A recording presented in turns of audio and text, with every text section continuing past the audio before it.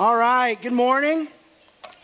Happy spring break coming to an end, or happy March 13th through 19th, whatever this week was for you.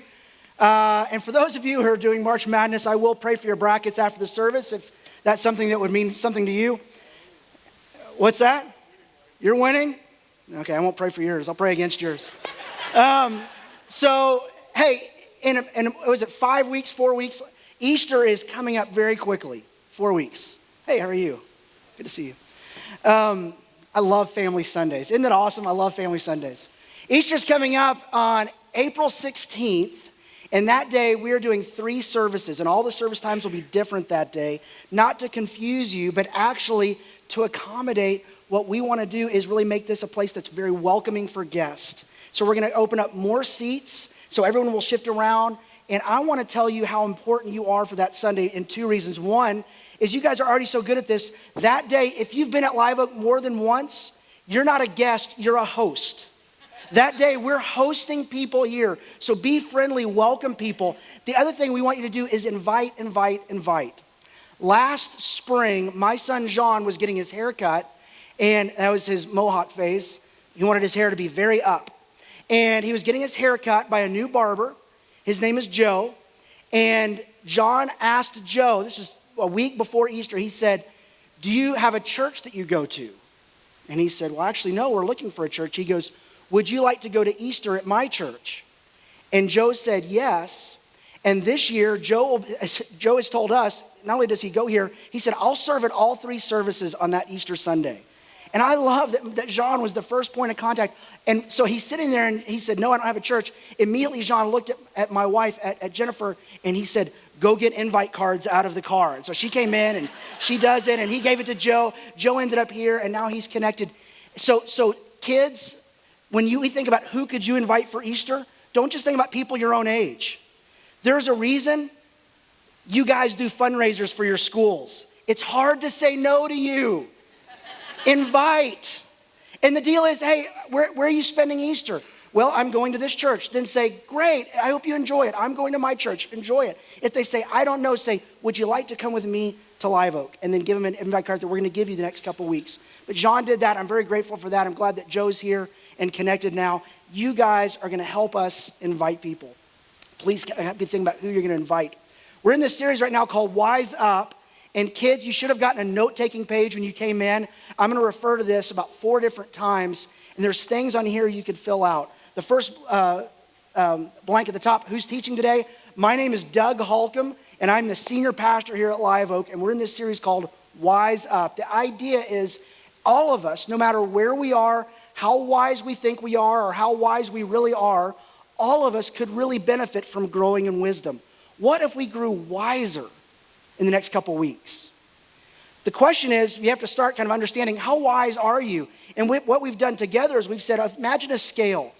Like 1 to 100. 100 is you're as wise could be. 1 is you are foolish as foolish could be. Most of us are in the middle somewhere. How wise are you? And kind of figure it out and think, I think I'm on a scale of 1 to 100. I'm a 50, a 60, 70, whatever you think it is. But the most important question is, what are you going to do to grow in wisdom? What's your plan? When we say wisdom, that might be a word that not all of us know what that means. And I'm not talking about kids. All of us, even adults. Sometimes we think wisdom is just how much you know. That's not wisdom. That's knowledge. Knowledge is I know things. Wisdom is I live those choices out. I make good choices, and I make God choices. I make wise choices. In any situation, what I say, what I think, what I do, how I spend is a choice that's the right one.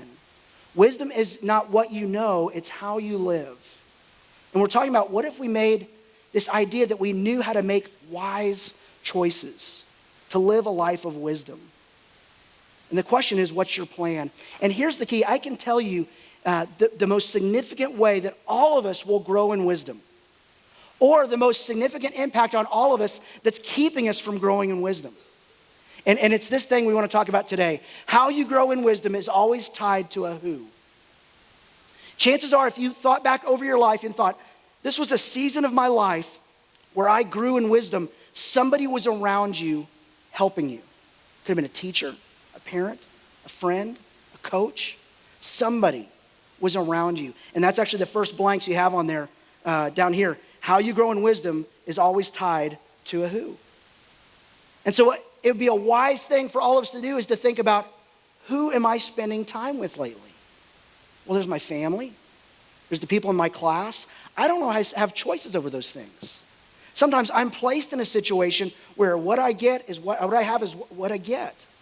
They're around me.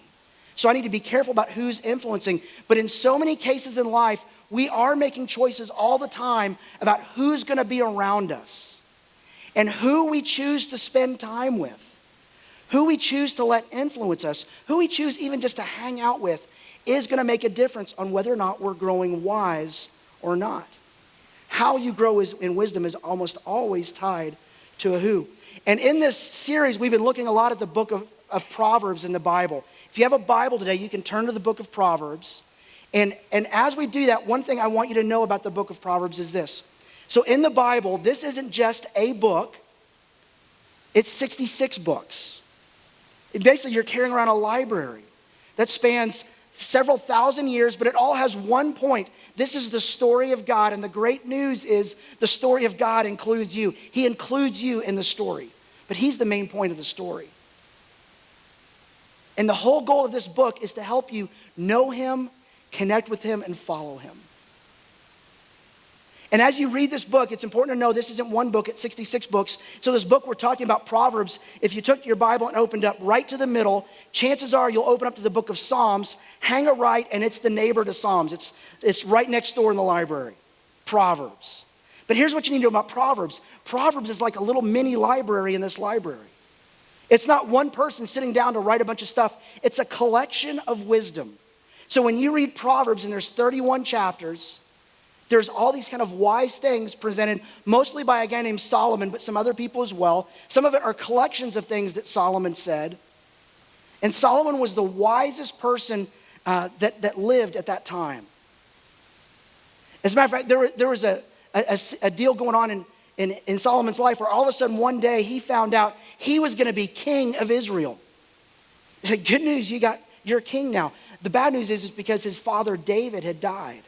And David was a great king. And Solomon now is in charge of running a whole nation. And he got intimidated thinking, this is a big responsibility. I need a lot of help.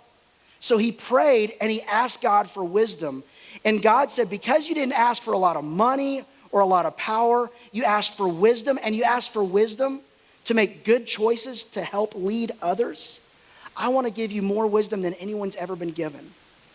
And Solomon was so wise that people would travel from miles and miles, like on spring break. They would say, where are you going? To the beach? Are you going skiing? Are you going to Disney World? No, we're going to go see Solomon. This guy is wise. So they would load up in their minivans and they'd drive to wherever Solomon was at the time and say, look at this. This guy is wise. And they would travel to meet this guy. And Solomon was the wisest man. And luckily, we can tap into that.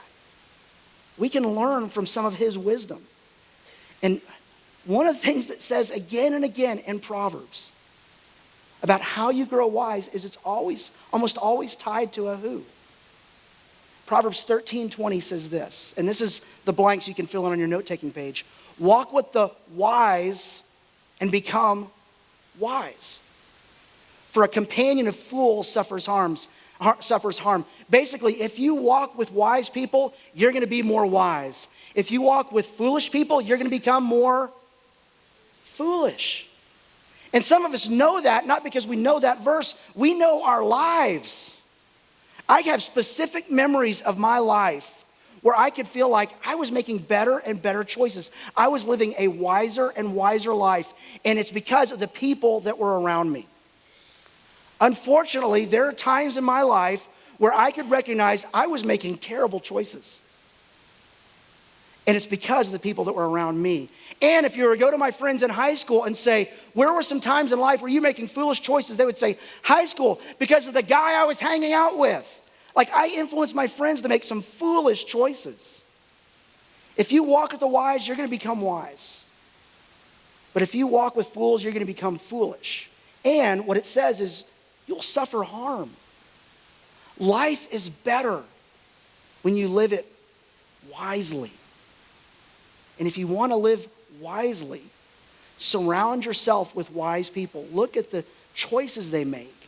Look at the words they say. Look at how they treat people. Look at how they handle their money and their time and their friendships. Look at how they handle their people that aren't friends, their enemies, people they disagree with. When someone makes good choices in all of those scenarios, say, I want to spend time with that person. Hang around them. Show me your friends and I will show you your future. I can remember that being said again and again and again to me when I was younger. And it was true. The thing is, this isn't the only time that it's said in Proverbs. It says it again and again and again. Proverbs 27:17 says this, as iron sharpens iron, so one person sharpens another. You know what that means? Basically, like if you had a knife and you wanted to sharpen it, you wouldn't sharpen it on a rubber band. You wouldn't sharpen it on water. You wouldn't sharpen it on cloth. You sharpen it on something steel, like firm, that makes it sharp. In the old days, they had blacksmiths that would kind of make horseshoes or things like that. And they would have this iron, this big anvil that when they weren't used to be dropped on the coyote, trying to drop it on the roadrunner, or when it wasn't being dropped on Bugs Bunny, it was actually used by a blacksmith. They would use it as this hard piece, and they would have metal on metal to shape the metal. And basically what it means is the people you spend time with are making you sharp, or they're making you dull. They're making you wise, or they're making you foolish. Basically, here's that blank you can fill in on your note-taking page. A life connected to another life changes a life. A life connected, it's a big word, connected to another life changes a life. We know what connection means. We know it physically. Like if you have something you need to plug in to charge your phone, you look for an outlet and you find the plug, but if you don't plug it in your phone, it won't charge. But when the phone is connected to electricity via that cord, it recharges it. In the same way, if you unplug that, but you're looking for Wi-Fi, my son knows more about finding Wi-Fi than I do. If you want to find Wi-Fi, sometimes it says searching for connection, and all of a sudden, when it's connected, things start to work right. That's true for you too. When you're connected to somebody, there will be a transfer of information and character and influence, and can be good and it can be bad. So make sure you're careful about who you're connected to. Because a life connected to another life changes a life. And not always in a good way. Proverbs 22 tells us this. Do not make friends with a hot-tempered person. What does a hot-tempered person mean? Anyone can think of another word for that? What? Mad. What's another word? Hothead. What else? Yeah. Angry. Hulk smash. Like that, you get it, right? Like, don't make friends with the Hulk unless he's Bruce Banner, right? Like, be careful. Not because when someone's angry, they might hurt you. You know what the danger is? If you hang around with someone who's angry all the time, who's bitter, who's mean, what's going to happen to you? Yeah. Then we got a whole bunch of Hulks running around. Do not make friends with a hot-tempered man. Do not associate with one easily angered, or you may learn their ways and get yourself ensnared. You get trapped, and you can't get out of it. All of a sudden, you find yourself one day becoming very angry. How did that happen? You picked up habits. You learned. See, the truth is about us is we're contagious. We get that with the cold or the flu. We were driving back from Dallas on Saturday, and my family, the whole family aside from myself, prides themselves on the fact that they don't get sick. They don't throw up. Sorry to bring that up in church. But that's a bragging point for them. Well, that's not so true for one of my family members anymore. Apparently, Jean can get car sick. And when you eat a whole pizza and you sit in the back of the car and you're watching a screen and you're hanging over in a weird position, eventually, what goes down must come up in some scenarios. Well, here's the deal. My first thought is, if he has a virus, we're only halfway home. How long can I hold my breath? How much Purell do I have? Could I just go like this with Purell the whole trip, and kind of put myself in a little bubble? I'm scared to death of getting sick. Like, I'm a germaphobe, I'll admit that. But we get it, well, like being contagious with like the cold and the flu and stomach bug and stuff like that. The thing is, you're contagious in so many different ways. Anger is contagious. Kindness is contagious. Good character is contagious. Bad character is contagious. Who you are will always rub off on others. So be careful who influences you, and be careful how you're influencing others. Solomon would say that's the wise thing to know about yourself. This is the wise thing to do. Proverbs 15:22, it's not just about emotions and choices. Sometimes it's about decisions. Plans fail for lack of counsel. Counsel is basically people advising you, giving you input. Before you're making a choice, saying to some wise people, hey, what do you think? Plans fail for lack of counsel, but with many advisors, they succeed. If you have the right people speaking into your life, your chance of making a good choice increases exponentially. It greatly increases. Ken Blanchard said it this way: none of us is as smart as all of us. That's one of the values of why we talk about the importance of being in community. That's why we have small groups to try and help facilitate community. That's why we talk about relationships and friendships and being connected, because life alone is not as smart as life connected. None of us is smart as all of us. But the key is to make sure you're surrounding yourself with the right people. I told you about Solomon. He was king. He's the wisest king that had ever been. And all of a sudden he's there. And all of a sudden now he dies and his son takes over. And in 1 Kings 12, 1 through 17, read the story about this guy. And he's taking over for his dad. And instead of saying, this is a big responsibility, I need to pray for lots of wisdom, you know what he does? He actually does a good thing. He surrounds himself with some people. Well, that's good. Life connected is always better than life alone. And he surrounds himself with some people. And one day, the people come to him and say, hey, king, we've got an issue here. We feel like you're being really harsh on us. We need you to back off. We will work harder for you if you will go easier on us. So he goes to some of the wisest people he could think of, which were these people that were the advisors to his dad. Now, if you're the smartest, wisest person in the world, your advisors who are advising you have probably got to be pretty wise. So he goes to his dad's advisors and say, what do you guys think? And they said, well, here's what we think. I think you should listen. If you would go easier on them and show them kindness, they will do anything for you. He goes, okay. Then he goes to his other group of advisors, his high school buddies. And they said, hey, I want you guys in this circle too. What do you think I should do? They said, did they really say go easier on us? He said, no, you should go harder on them. You should make it hard. You think it was bad with my dad? Wait till you get a load of me. I'm going to drop the hammer on you. You don't even know what pain is. That's what you should tell them. That's what the friends are telling me. And he goes, okay. And then he does another wise thing. He's listened to people. Then he says, go away and let me think about this. Another great thing. If you have to make a decision quickly, chances are you'll make a less of a wise decision than if you have some time to think and pray and ask people about it. So he sends them away. Then he has them come back and he goes, here's what I've decided. I'm going to listen to my high school buddies. We're about to drop the hammer. It's hammer time. We're going to make it. I'm going to be a tyrant. These people aren't going to know what hits them. And then the very next thing that happens is the people revolt and it doesn't go well for him as a king. See, he listened to people, but he wasn't listening to the right people. And if you're listening to just your friends, make sure you've got the right friends who are wise. So who is that for you? Like, who are the people that you listen to? If you had a decision to make by tomorrow, who would you call? Who would you text? Who would you ask for input? One of the things that we really believe at Live Oak is that for the longest time in youth ministry, in kids ministry, they'd say if you're going on a trip or if you're having an event, you need to have a ratio of 1 leader for every 5 students or every 5 kids. 1 for 5. Research says for a kid to grow up and be wise and navigate life and faith effectively, they need 5 adults for every 1 kid. 5 influences for every 1. 5 for every 1. So if you're a student, if you're an elementary school student, high school student, middle school student, college student, be thinking about who are your 5. Because here's what's true for you. You need 5 for every 1. Everyone needs 5. Who are your 5? Who are your 5?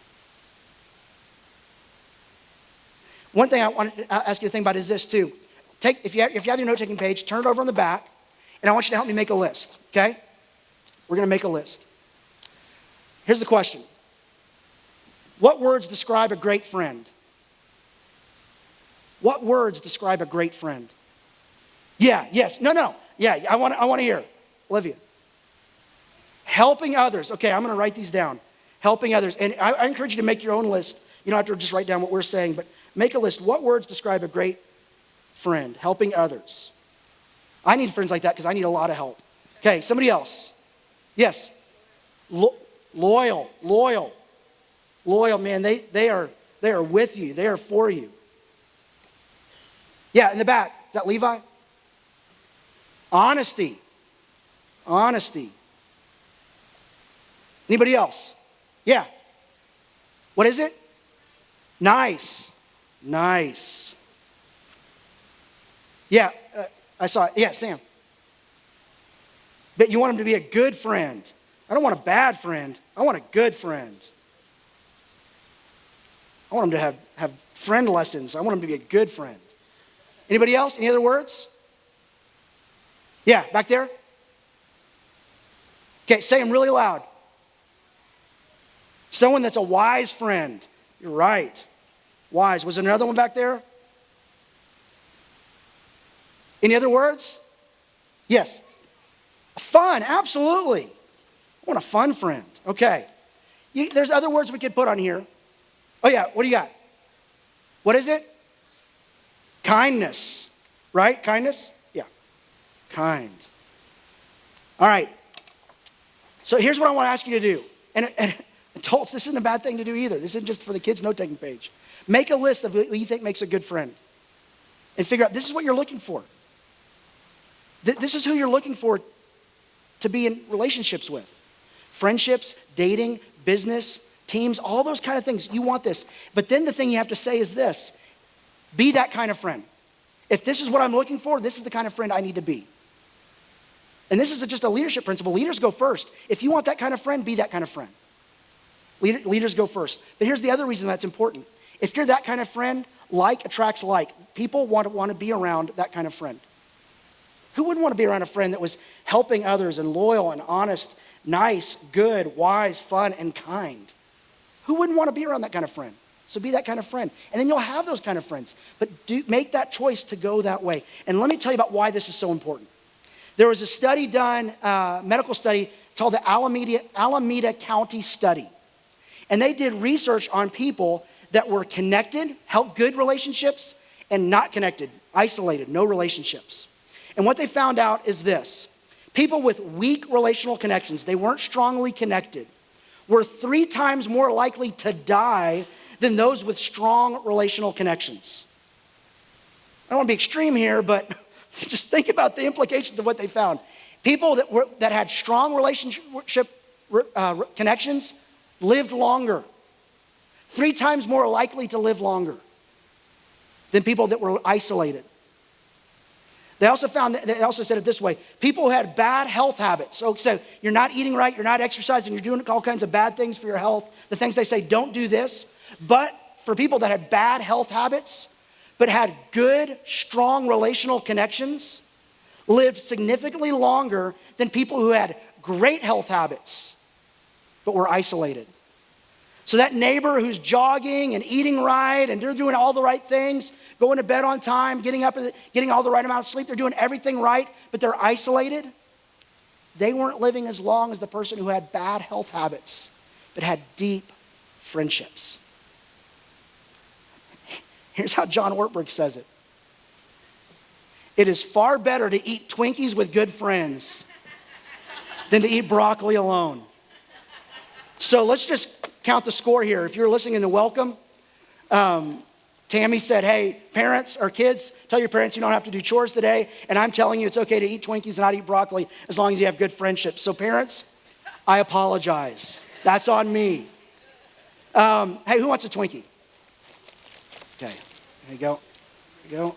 Oh, sorry, that was a bad toss. There you go.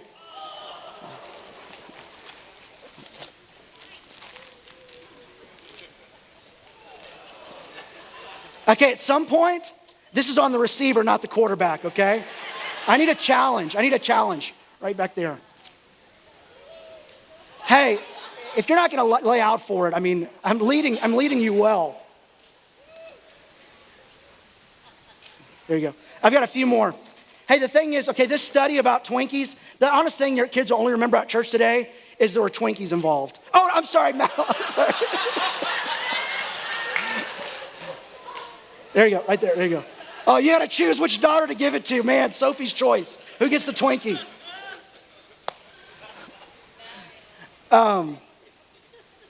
That's the deal. People that were connected had lived longer and had better, they did another study. Journal of American Medical Association, not by Hostess, but the Journal of American Medical Association study. 276 people volunteered to catch a cold. They raised their hand and said, oh, I want a cold, pick me. And I don't know what they did if somebody sneezed on them, or I don't know how that works. In my mind, they just have a guy that has a cold and then like everyone, they're just sneezing on everybody. I don't know how they did it, but they exposed 276 people voluntarily that said, I want to be exposed to the common cold. People who had strong relational connections were 4 times better at fighting off the cold than those who didn't have strong connections. We think Purell is good. Friendships are better. But please still wash your hands and do not sneeze on me. People with strong relational connections were significantly less susceptible to catching the cold, had fewer viruses in their system, and produced less mucus. So let's keep score here. With friends, more Twinkies, less mucus, less snot. I mean, come on here. Solomon was on to something. He was on to something. The problem is for some of us, it just hasn't worked out that well with our relationships. Hey, we're going to go back to that Proverbs 18:24 verse right now. One who has unreliable friends soon comes to ruin. See, sometimes it's not our choice. It's the choice of the people that we're friends with, or in our family, or in our class, or on our team. That somehow we're connected to them and they make a choice and it doesn't go well. It comes to ruin. And sometimes it's stuff about fighting off a disease. Sometimes it's about living longer. Sometimes it's just quality of life. But what we know is when it doesn't go well, it hurts. One of the wisest choices you could make is not just to find the right people to be around you, but to choose to be the right kind of friend, the right kind of family member, the right kind of teammate. Because you're contagious. And strong connections, it's hard. Sometimes you have to work hard to build those relationships. But unreliable friends, don't let that be true of you. Because there is a friend who sticks closer than a brother. There is the possibility that friendships can go well. Loneliness and desperation are not God's dream for us. God does not want you to do life alone. He wants you connected to Him and to others. And God designed something in us to feel like something is missing when we are disconnected with Him and others. Proverbs 17:17 says this, a friend loves at all times. Is that true of you? In your relationships, in your friendships, in the people that you need to be friends with, but you wouldn't normally choose to be friends with? That God says, I want you to love your neighbor. I want you to love your enemy. I want you to love at all times. We need that. We need someone who's consistent like that. And a brother is born for a time of adversity. The time to start developing deep friendships is not when things are going bad. We're looking around and going, I don't want to be isolated. I need somebody with me. I need help. That's not the time to be building those. The time to be building those is now. Not because that way you'll have some people with you if times go bad for you or them, but just because you need that, but that time you're going to feel it so deeply. You need that. We need to be this kind of friend at all times, and we need to find those kind of friends.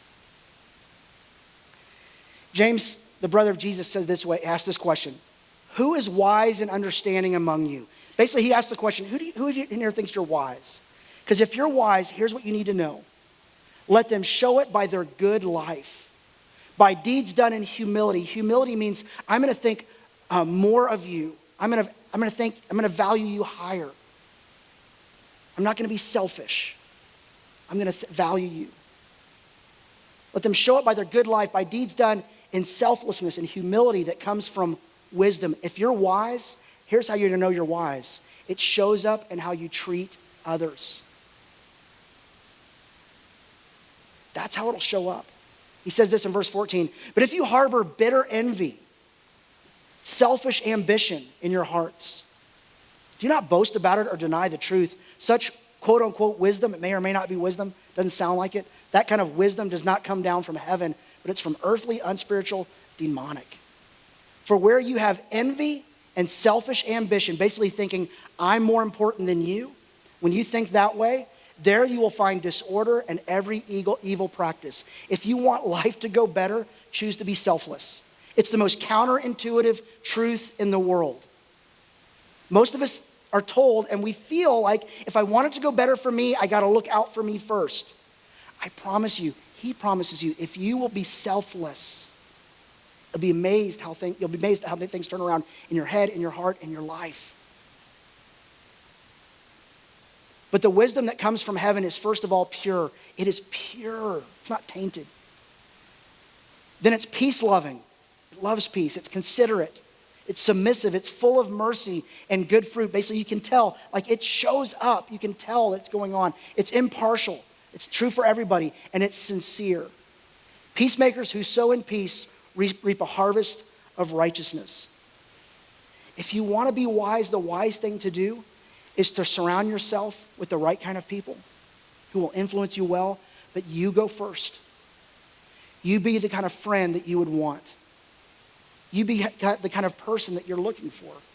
That's true in a friendship. It's true in dating. It's true in business. It's true in anything. In sports, be the kind of teammate you would want to have on your team.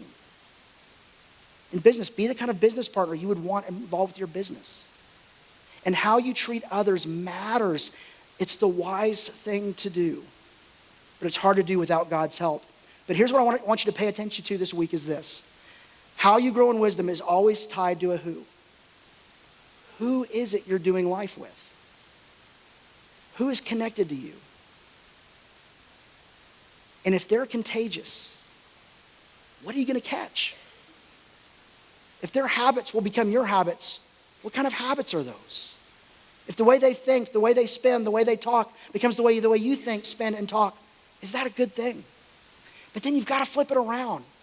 For the people I'm spending time with, the way I think, the way I speak, the way I spend, the way I treat people, if they become more like me, is that a good thing? God's design for us growing and developing wisdom and character, he decides to use people. And he wants to use you. Make sure that your life is centered on him, and what they're experiencing from you is the good stuff from him. And I promise you, if you would try this week to say, I'm going to be wise by doing the wise thing, by being selfless. I'm going to think of myself less. Watch to see how that impacts the people around you and how it impacts you. So who is that for you? Who are your people? Let's stand for closing prayer. Heavenly Father, thanks that you have designed us for relationships. Above all, a relationship with you, but also relationships with each other. Both are important, both matter, and both are something that's your plan for us. God, you place us in families, you place us in classes, you place us on teams, you place us in workplaces. God, you do this because you want us to be contagious in the best possible way. I pray that people we come into contact this week would experience the kind of wisdom that can only come from you, that makes their life better. God, I pray we would figure out what we're looking for in terms of wise friends to be in our lives. You'd help us find them, but you also would help us go first to be the kind of friend we're looking for. Thanks that you've promised to help us with this. And thanks for this wisdom that tells us this is how life is best lived. It's in Jesus' name I pray. Amen. Thanks for being here. If you'd like to talk, I'll be down at the front.